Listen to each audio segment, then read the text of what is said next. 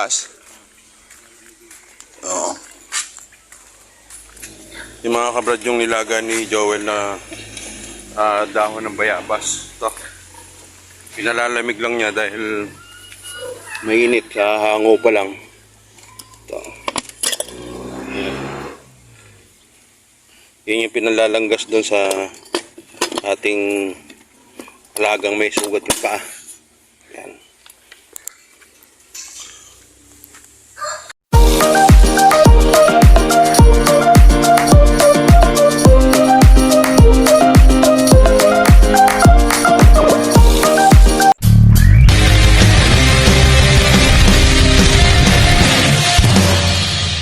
Mga kabrad, isang napakagandang araw po sa atin lahat at mag-i-inject tayo ng mga kabrad ngayon ng mycoplasma dito sa ating inawat na biig.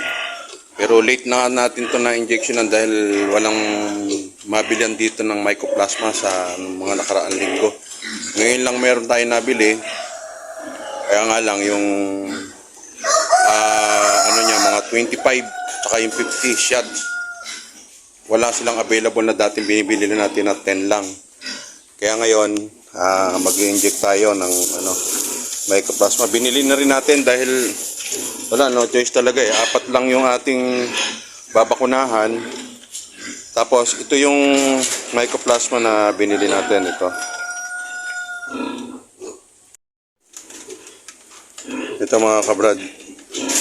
Nung mga nakaraang linggo kasi, dapat na natin to na injectionan. Kaya lang, dahil nga wala tayong mabilan dito ng mycoplasma, kahit saan ditong bilihan ng gamot sa baboy, wala tayong mabilan. Kaya ngayon, punta natin dito sa Nutrimix. Meron sila pang 25 shot siya. Kaya lang, ang natin, 4 lang. Pero okay lang naman dahil ito naman, pagkatapos natin gamitin, lalagyan naman natin to sa rep, kaya sa mga susunod natin mga anak na baboy, magagamit pa naman natin to. Ito yung inano natin, kahapon lang natin to kinapon dahil hindi nga natin to mga kabrad maawat-awat nun dahil nga naghahanap tayo ng mycoplasma hanggang sa lumaki na ng gusto. Kawawa naman yung inahin kung hindi natin aawatin. Mabigat na, siguro nasa mga 12 kilos na to. Kaya ngayon, pagka-inject natin ng mycoplasma, mga 5 days siguro maglalandi na yung inahin na yun bago tuturukan naman natin sila ng panghag cholera. Ayan. So, okay, mag-ano muna tayo mga kabrad. Mag-inject.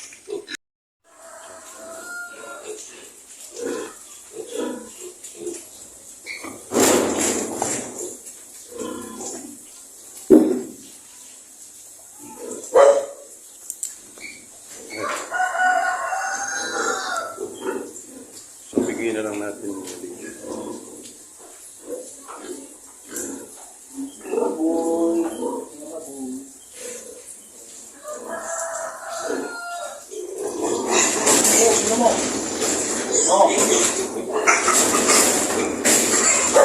brad, mga 2 ml.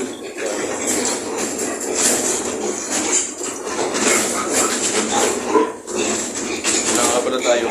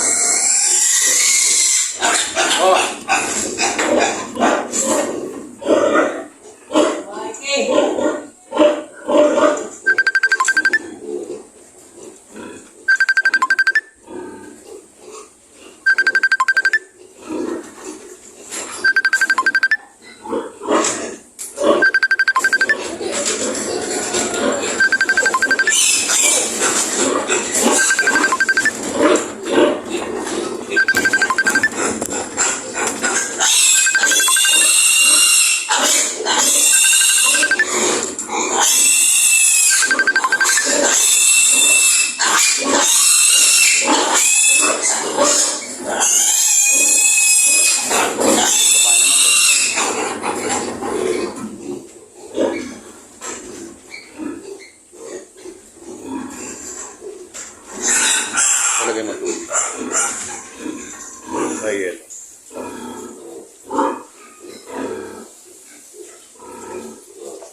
Takip mo nga ito.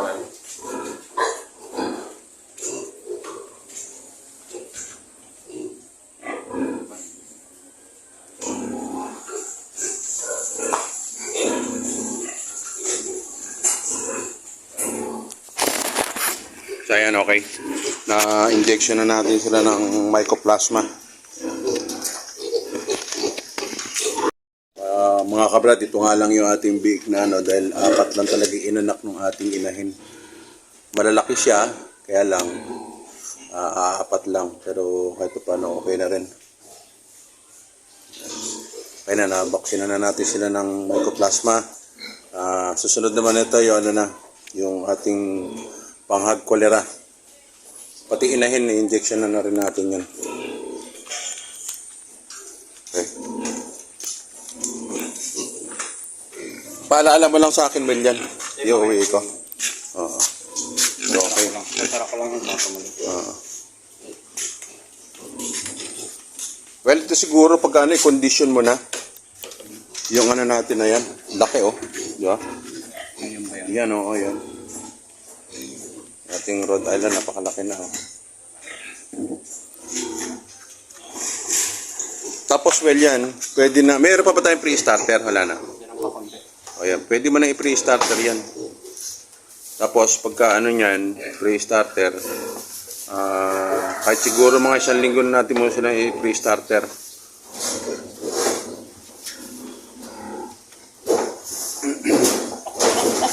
Yung kumusta well yung ano, yung may pilay na yun. Nagagamot mo ba? Parang okay na. Okay ba? Yun. Meron kami kasi dito mga kabrad na siguro baka na ano yung paa sa simento. Merong sugat. Ang ginagawa ni Joel, ang panggamot niya doon, nilalanggas niya ng ano, ng nilagang bayabas. Yan naman mga kabrad ng pang ano natin, mga pag may mga sugat yung ating mga baboy, simple lang ang ginagawa natin mga kabrad. Naglalaga lang tayo ng dahon ng bayabas na may asin. Tapos yun ang kanilang panghuwag, yun ang pinanghuhugas ni Joel doon sa ating may sugat na baboy. Dahon ng bayabas. Yun lang mga kabrad. At sa pang nagtatay naman, yun nga yung dahon ng kaimito. Kaya tinatakpat na ni Joel, baka tumalon kasi tumatalon mas malalaki na eh. Siguro well, lampas nga mga 12 na yan, no?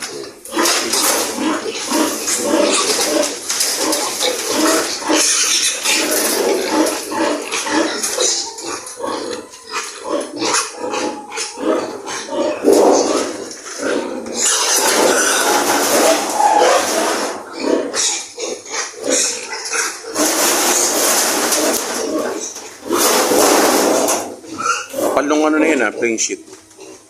Makapal yung plain sheet. Ang galit yung laki, di ba?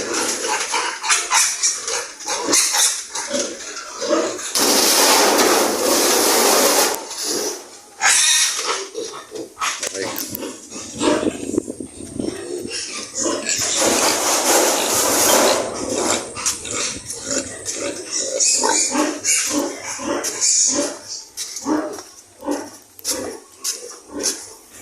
Meron tayong order mga kabrad sa December 3 na lechon. Dito tayo kukuha. Posible yung ano natin yan, yung ano natin ba? Ito na yan.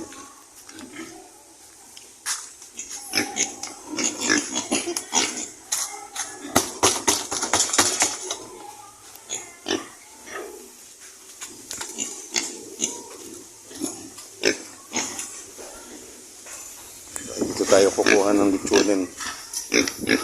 Ayan o. Sa 20 pataas na yan. Ito mga kabrad yung merong sugat yung paa. na isang baboy natin. Medyo umu-okay na dahil pinanlalanggas natin dito mga kabrad yung dahon ng bayabas. Ang ating si number 12. Okay, 12. Lapit na ha. Ayan siya. Lapit ng mga anak si number 12. Ayan. Ha? Ito namang si 16. Mukhang positive na to. Ito naman yung mag-aantay tayo dito ng 5 days mula kahapon pagkaawat. Pababara ko natin to. I-AI na natin. Yan. Kumusta mga chicken? O, inaanto ka dyan ha? Ito yung mahal natin.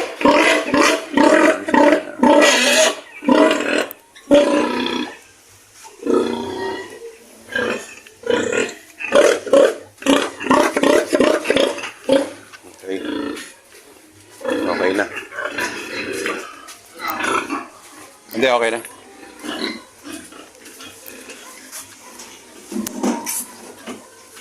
Mamaya na pagkain. Nalagay mo na yan, yung sa yelo? Ano sa akin ko na lang. Para hindi naman dito. Laki na lang dyan, isungit. Well, check mo lagi yung puti natin si number, number 16, number 17 yung dito. Sa dulo. Baka malampasan ulit tayo. No? Yun na yung, kaya pag naglande, yan ang AI natin. Halos kumari nga, magsabay sila ni 14. No? Ay, ni 15. Yung inawat natin. Sasabay yun.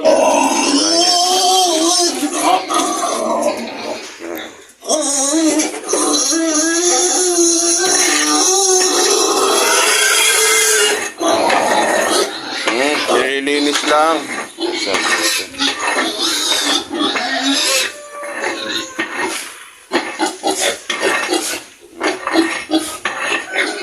Mahirap na rin itong buhatin. Well, itong bulugan na ito.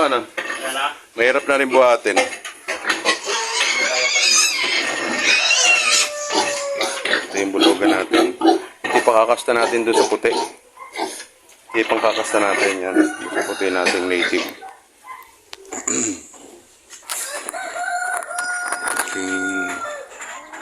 May itlog at saka yung may malimhim. Dito po ang assorted yung malimhim dito Iba na naman well yung maano rito, umupo Iba na naman.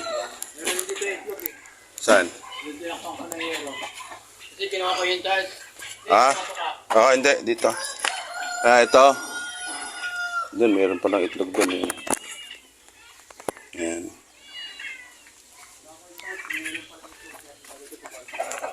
Pero ito sa gabi, well, sinasara mo to.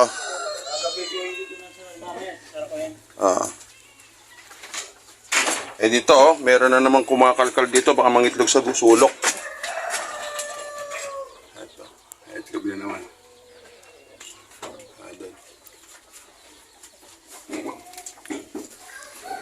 Ito baka mangitlog to, well. Nag-aalongkat siya dun, Toto.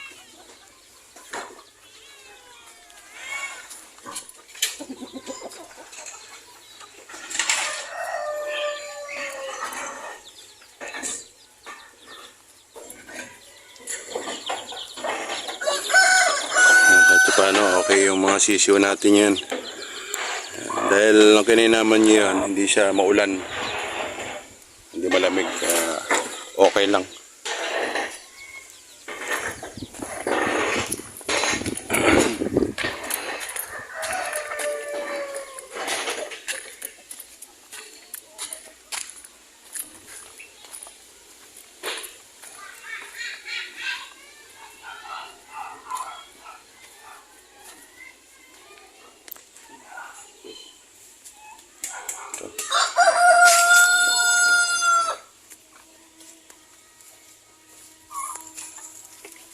May bago na naman. Bagong itlog to, yung mga basta ganyan. Malinis.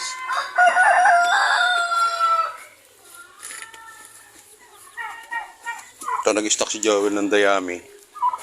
Dahil pagka meron tayong mga anak na baboy, Pag wala tayong ipa, dayami yung pinang sa beddings natin. Yan. Ang ginagawa ni Joel, pagka umani, kamukha ngayon anihan ng palay dito sa paligid.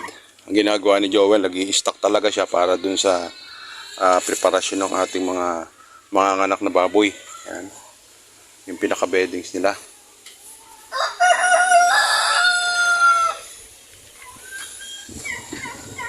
Ito mga ating plymouth na to. Sa ngayon, yun nga, pinalalaya muna natin sila pero siguro by next week or sa loob ng 2 linggo, kukunin na natin sila para doon, lalagay na natin sila sa breeding pen dito. Dito natin sila ilalagay dyan. Dito sa lugar na to. Ialis muna natin itong puti. Kailangan kasi mga kabrad, testingin natin yung ating plymouth na yon. Kailangan maging puro sila, purong plymouth rock. Hindi siya mahaluan ng Rhode Island or ng native. Titingnan natin muna yan kung ano. Tapos saka tayo magkukross pagka nanganak na ng itlog na. Ito mga ating inahin na ito, nangayayat sa sobrang anak ko. Ayan.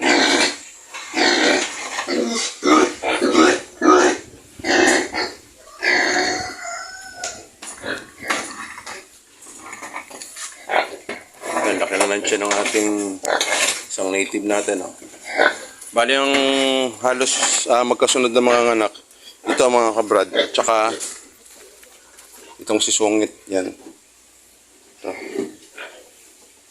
Ay, Sungit to. Yan. Ito, at saka itong native natin yan, saka yung sa kabila na yun. Yun yung halos sa sunod silang mga anak. Ayan yung ating mga bibe. Payapa sila dahil mga busog. Ayan sila sa ilalim ng puno ng Chinese bamboo. Ayan.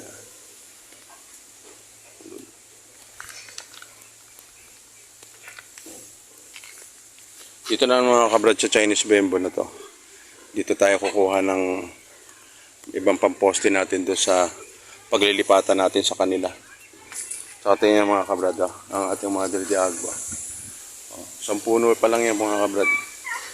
10 puno lang pero tingnan nyo, ang lago.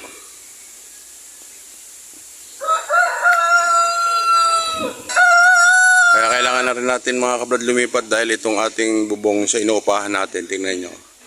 Wala na. Lutos na mga kabrad, wala nang posible magkasakit yung ating mga alaga dyan. Kaya napilitan tayo mga kabrad na itong magkaroon, bumili tayo ng lona. Kaya doon sa dulo na yun, ginawa natin. Dahil kung hindi natin lalagyan ng lona na ganyan, para may tuyo sila, kaya tingnan nyo mga kabrad. Ayan na, sira na. Open na. Hanggang doon sa dulo.